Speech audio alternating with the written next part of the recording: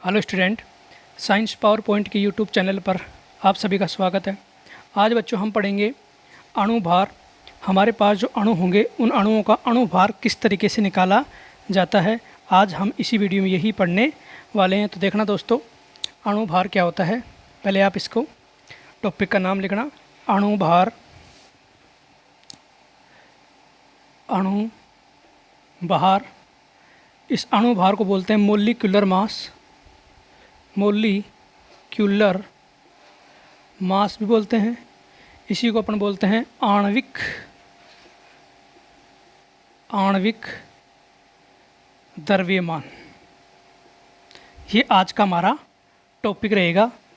एक बार फिर से सुनना, हमारे पास जो अणु होते हैं उन अणुओं का अणुभार, मोलिक्यूलर मास या आणविक द्रव्यमान कैसे ज्ञात किया जाता है।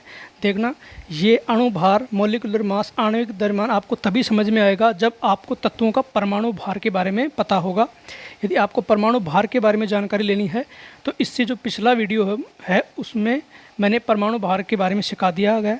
तो इस वीडियो को देखने से पहले एक बार पिछले वीडियो को ज़रूर देख लेना, जिससे हमारे पास अणुओं का अणुभार आपको ईजी वे में समझ में आ जाए।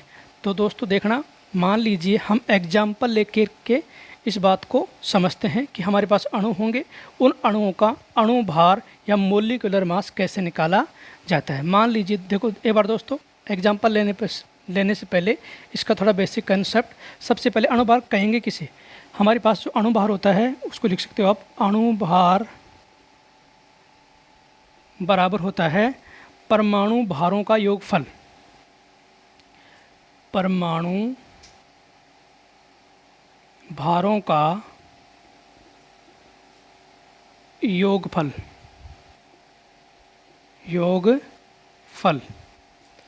यानी हमारे पास जो अणु होगा उस अणु में जो परमाणु होते हैं उन परमाणुओं का परमाणु भार सबको जोड़ दिया जाए तो जो योगफल प्राप्त होता है उसे क्या कहेंगे, अणु भार हम कहते हैं। अब देखना, एक और, इसे अणुभार को इससे कैपिटल M से प्रदर्शित किया जाता है। ये एक थोड़ा सा बेसिक कॉन्सेप्ट था। हमारे पास जो अणु होगा उस अणु के अणुभार को किसे कहेंगे, परमाणु भारों का जो योगफल होता है। अणु में उपस्थित जितने भी परमाणु है उन परमाणुओं का परमाणु भारों का जो योगफल है वो हमारे पास क्या कहलाएगा, अणुभार कहलाता है। और इसे कैपिटल M से प्रदर्शित किया जाता है। तो ये इतना तो आपको समझ में आ गया। अब चलते हैं एक एक एग्जांपल लेके। मान लीजिए आपको पूछ लिया जाए कि क्वेश्चन नंबर, मान लीजिए हमारे पास CH4 है। आपको पूछा गया कि CH4 का अणुभार ज्ञात कीजिए। तो देखो किस तरीके से अणु का अणुभार कैसे ज्ञात किया जाता है। तो ये देखो यहाँ लिखना आंसर, यानी कैसे लिखेंगे। देखो सबसे पहले हमारे पास जो CH4 अणु है इसमें परमाणु कितने हैं, कार्बन का 1 परमाणु है, हाइड्रोजन के 4 परमाणु, टोटल परमाणु संख्या कितनी है, 5 है। देखो अणुभार निकालने से पहले अपने को ये पता होना चाहिए कि इसके अंदर देखो कार्बन का परमाणु भार कितना होता है। तो लिखना यहाँ पर कार्बन का परमाणु भार। तो कार्बन का परमाणु भार कितना होता है, कार्बन का परमाणु भार होता है 12। इसी प्रकार से हमारे पास जो हाइड्रोजन है तो लिखना यहाँ पर हाइड्रोजन का परमाणु भार कितना होगा, 1। ये कहाँ से आए कि कार्बन का परमाणु भार 12 होता है, हाइड्रोजन का परमाणु भार 1 होता है। तो ये देखना, ये सारी चीज़ें पिछले वीडियो में पढ़ा दी गई हैं, तो उनको एक बार देखना। इसके बाद में आपको ये टॉपिक आसान तरीके से समझ में आएगा। अब देखो निकालेंगे कैसे। हमारे पास कार्बन एक ही है तो कार्बन का परमाणु भार कितना है, 12। तो 1 है, कार्बन की संख्या कितनी है, 1। इसको मल्टीप्लाई करो इससे 12 से, तो 12 प्लस हाइड्रोजन की संख्या कितनी है, 4 है। तो 4 गुणा कितना है परमाणु भार हाइड्रोजन का, 1। तो इसे हल करो, कैसे करेंगे, 12 कम 12 प्लस 4 कम 4, टोटल कितना आ गया, 16 AMU। जो AMU है ये हमारे पास है एटॉमिक मास यूनिट। हमारे पास जो AMU है वो क्या है, एटॉमिक मास यूनिट। तो देखा दोस्तों, हमने CH4 का अणुभार ज्ञात कर लिया है। कैसे, इसमें एक कार्बन का एक परमाणु है तो ये लिखा 1 गुणा कार्बन का परमाणु भार कितना होता है 12 से इसको मल्टीप्लाई कर दिया। आगे देखो प्लस, और यहाँ पर देखना हाइड्रोजन संख्या कितनी है 4 गुणा इसका परमाणु भार कितना है 1, तो इससे गुणा कर दिया, इसको हल कर दिया तो कितना आ गया 16 AMU। एक बार यहाँ तक देखो, फिर आगे चलते हैं। इसी प्रकार से दोस्तों आगे देखना, इनको मैं मिटा रहा हूँ।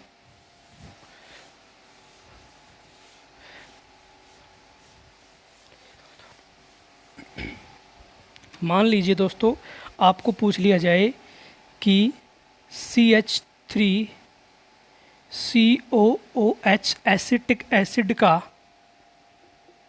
अणुभार ज्ञात कीजिए। तो सबसे पहले क्या करेंगे, परमाणु भार का पता लगाते हैं। तो यहाँ से इसको सोल्व करो। देखो सबसे पहले देखो परमाणु भार की बात करें तो देखो हमारे पास जो कार्बन होता है, कार्बन का परमाणु भार कितना होता है, कार्बन का परमाणु भार होता है 12, ठीक है, कार्बन का हो गया। हाइड्रोजन की बात करें तो हाइड्रोजन का परमाणु भार होता है 1।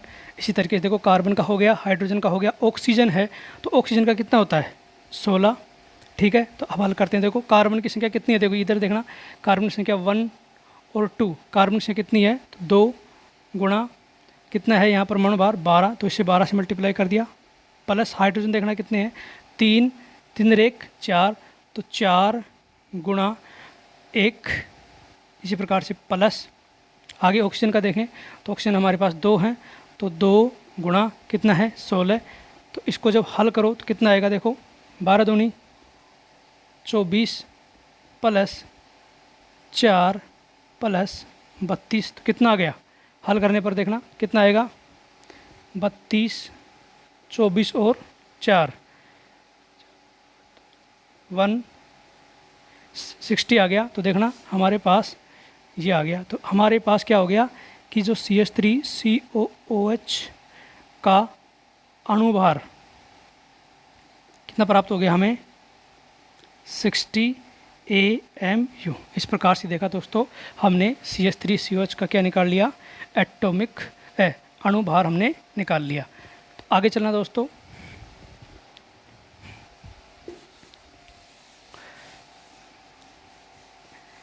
इसी प्रकार से देखना, हम एग्जाम्पल लेते हैं। मान लीजिए हमारे पास एग्जाम्पल है, एग्जाम्पल CO2। तो देखो CO2 का ज्ञात करना करेंगे, यहाँ पर आगे बात करेंगे C6H6 और आगे बात करेंगे अपन HNO3। तो देखना सबसे पहले आप लिखना कार्बन का परमाणु भार कितना होता है 12 होता है, ऑक्सीजन का कितना होता है 16 होता है। तो देखो कार्बन की संख्या 1 है, तो मतलब 1 गुणा 12 प्लस ऑक्सीजन की संख्या कितनी है 2 गुणा कितना आएगा 16। इसको हल करो तो 12 कम 12 प्लस 16 दूनी 32, हल किया तो कितना आ गया 44 आ गया AMU। तो लिखना तो CO2 का अणुभार कितना आ गया 44 AMU। इस प्रकार से हमने ज्ञात कर लिया। इसी प्रकार से देखो C6H6 इसे क्या बोलते हैं बेंजीन, ये क्या है हमारे पास, तो बेंजीन का अणुभार कैसे ज्ञात करेंगे। देखो कार्बन है और इसमें हाइड्रोजन है, सिर्फ 2 ही तत्व हैं, इनसे मिलकर बना है। तो देखो तो कार्बन का लिखो यहाँ पर कि कार्बन का परमाणु भार, कार्बन का परमाणु भार कितना होता है 12।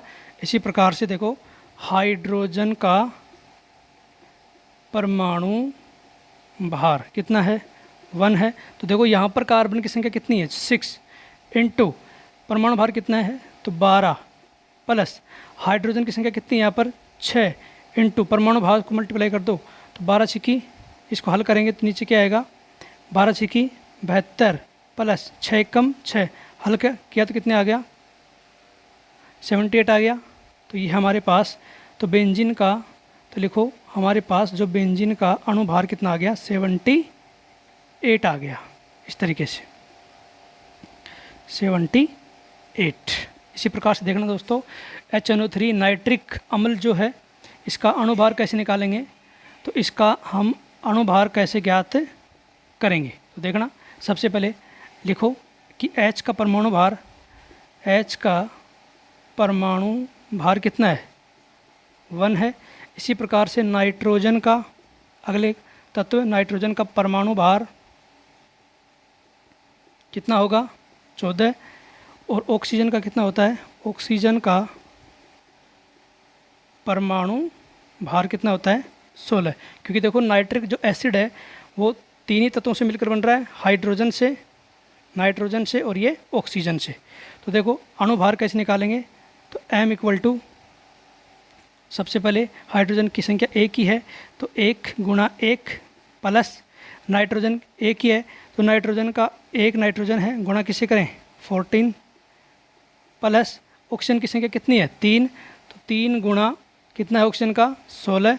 इसको हल करो तो m बराबर आएगा 1 प्लस 14 प्लस 48, जोड़ो इनको, कितना आ गया 48, 63 AMU। इस प्रकार से दोस्तों देखो हमने नाइट्रिक अम्ल का हमने अणुभार ज्ञात कर लिया। ये परमाणु भार आप पिछले वीडियो में देखना, उनको याद करना, याद होने के बाद में आराम से अपन हर एक अणु का परमाणु भार ज्ञात कर सकते हैं। तो ये इतना उतारना, फिर आगे चलते हैं।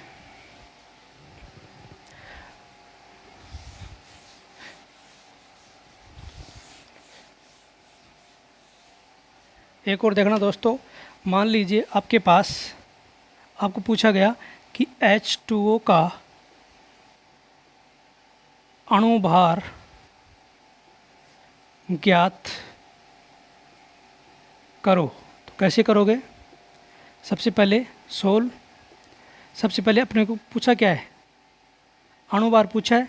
तो देखो सबसे पहले परमाणु भार लिखो कि H का परमाणु भार, H का परमाणु भार कितना होता है 1 होता है। इसी प्रकार से ऑक्सीजन का परमाणु भार कितना होगा 16। देखो जो जल का अणु है 2 तत्वों से मिलकर बना है, हाइड्रोजन से और ऑक्सीजन से। इन दोनों तत्वों क्या लिख लो आप, परमाणु भार। तो हाइड्रोजन का परमाणु भार 1 और ऑक्सीजन का परमाणु भार 16। हवाल करो, हाइड्रोजन की संख्या कितनी है यहाँ पर 2, गुणा में इससे किसी गुणा करेंगे 1 से, प्लस इसी प्रकार से ऑक्सीजन एक ही है, इसको गुणा किसे करेंगे ऑक्सीजन कितना है 1 गुणा ऑक्सीजन का परमाणु कितना है 16, तो ये 16। आगे हल करेंगे तो देखो क्या आ गया, m इक्वल टू हमारे पास आ गया 2 × 1 यानी 2 प्लस 16, हल किया तो आ गया 18 AMU। यानी हमारे पास मोलिकुलर जो मास आ गया है वो आ गया 18 AMU। तो देखा दोस्तों, हमने अनेक तत्व लेकर के उनके अणुभार को आसान तरीके से समझा, इजी वे में हमने समझा। यदि दोस्तों ये वीडियो आपको पसंद आया है तो इस वीडियो को लाइक करना, शेयर करना, चैनल को सब्सक्राइब करना। धन्यवाद।